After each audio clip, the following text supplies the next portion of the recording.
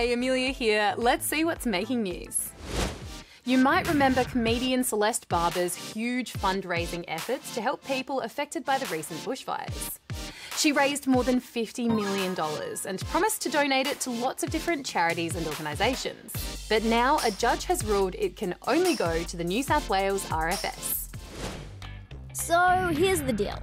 This $51 million was initially meant to be $30,000 for the New South Wales Rural Fire Service. But Celeste went on to raise literally millions more than she expected. As donations grew, she wanted the money to be shared between charities, organisations and even different states. I'm going to make sure that Victoria gets some, that South Australia gets some, also families of people who have died in these fires, the wildlife. The New South Wales RFS said, sounds good. So they asked the state's Supreme Court if that would be okay. The court answers that question, no.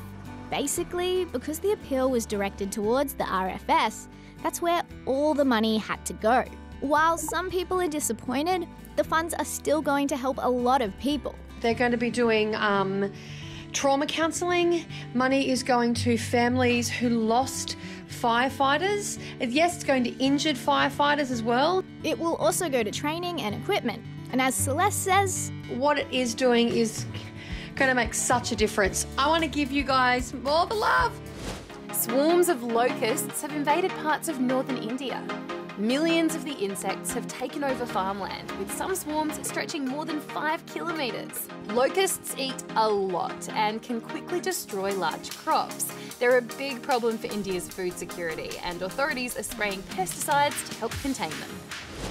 Now, how about that time Elon Musk and musician Grimes named their kid this? While seemingly all of the internet thought it was, well, not really a name, they've since changed it to this. It's pronounced X Æ A-Xii, for the record. Okay, you've heard of Bigfoot, but have you heard of Hammo the Gorilla? He's something, or someone in Victoria who's got locals buzzing on social media. But who is he? And more importantly, why is he dressed up like a gorilla? The peaceful town of Hamilton in Victoria has had a mysterious visitor. I've been on the Victoria Police Force for 18 years. I've never seen anything like this.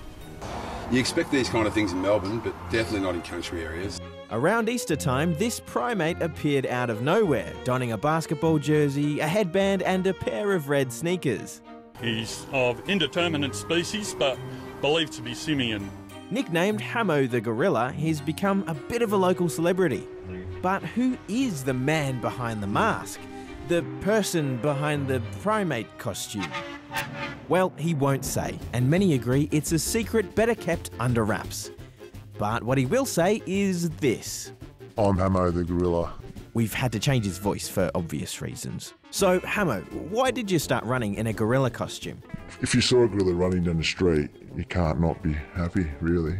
You can't not smile. And a smile goes a long way, especially when life's a little difficult. It's been really tough with the COVID, so even our neighbours, a lot of hospitality around us have taken a real blow.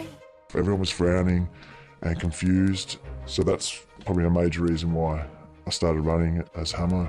The local mayor is on board too. Whoever Hammo is, I think he's doing a fantastic job. A fantastic job of making people smile and keeping his identity under wraps. At least for now. Now grab a towel because these next stories are making a splash.